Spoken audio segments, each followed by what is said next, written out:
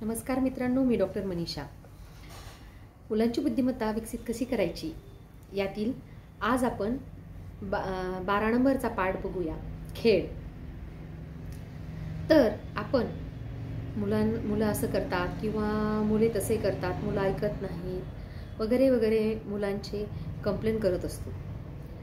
तर याच याच्यातून त्यांना खेळातून आपण ही त्यांची कंप्लेंट दूर करूयात.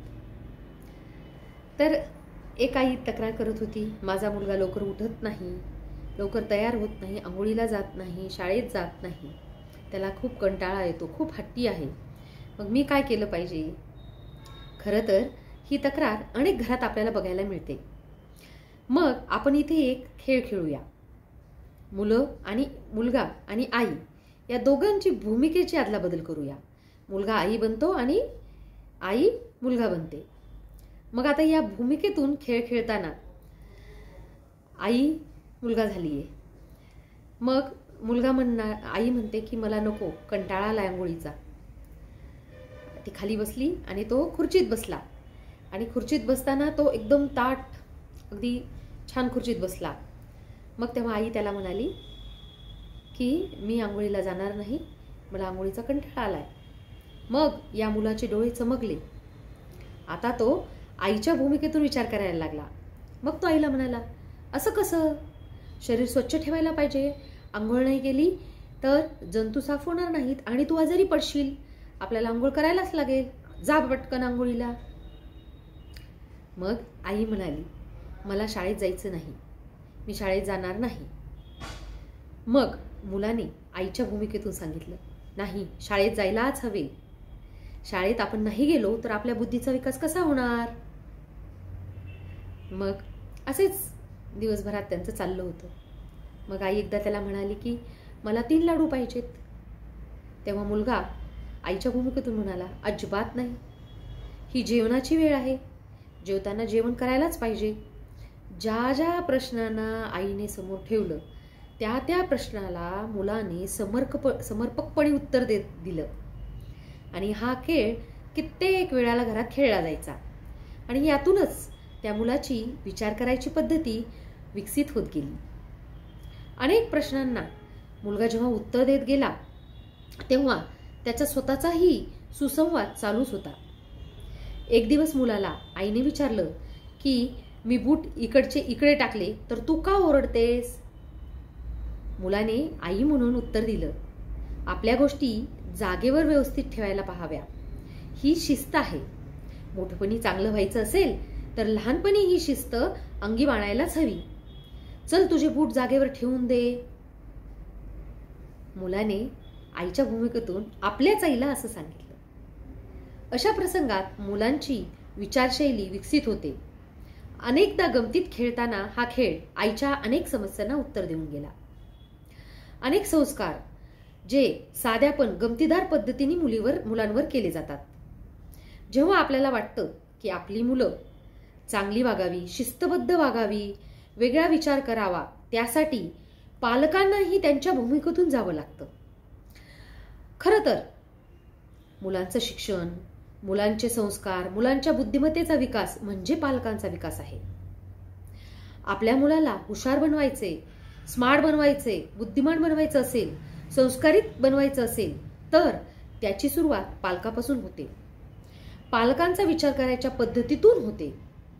ज्यावेळेस पालक वेगळ्या पद्धतीने विचार करायला लागतात, आपोआप त्यांच्या समोर मुलांचा विकास त्यांना होताना दिसतो. त्यानंतर हाच खेळ मुलांशी वेगवेगळ्या भूमिकेतून खेळायला सुरुवात केली. तेव्हा मुलगा कधी बाबा बनला, कधी रिक्षावाला बनला, कधी भाजीवाला बनला, कधी शाळेमधला टीचर बनला.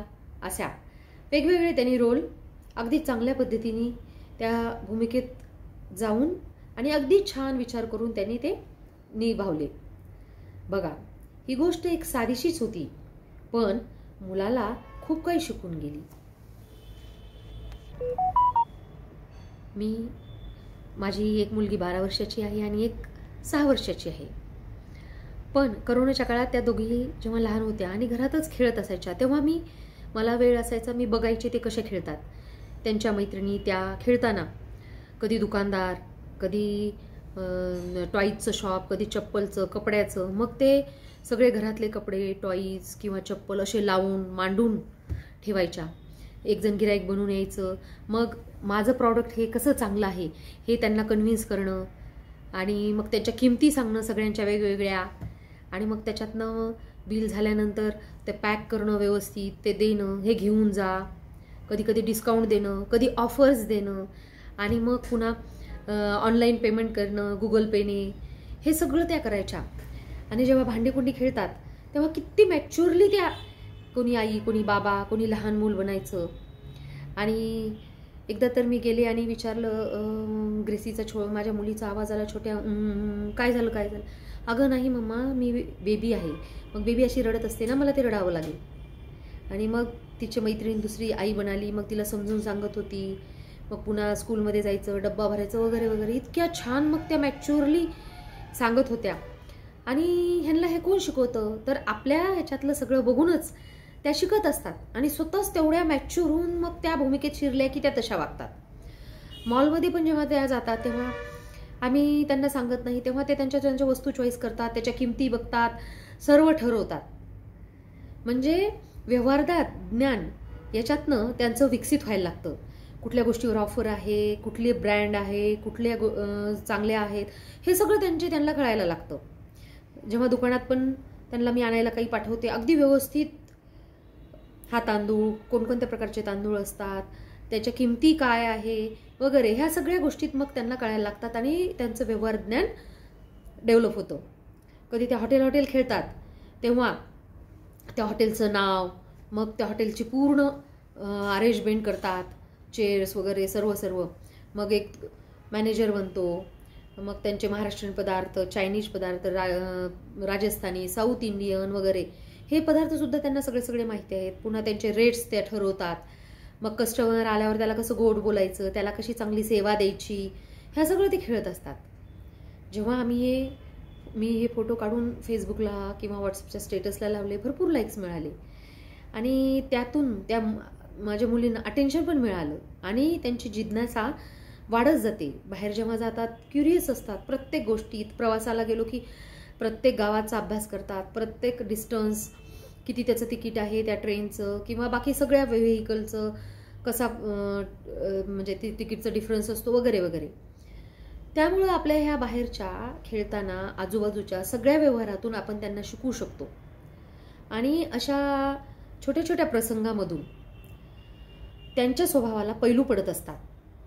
आणि हे सगळं बीज हे लहानपणामध्येच आपण त्यांना देऊ शकतो आणि त्यांच्यामध्ये बोलली जातात. आणि ते एक ऑलराऊंडर, अष्टपैलू स्वभावाची ही मुलं बनत जातात आणि त्यांचा विकास हा सर्व दिशेला होत जातो. पुढचा टॉपिक घेऊन पुढच्या व्हिडिओत भेटूयात. धन्यवाद.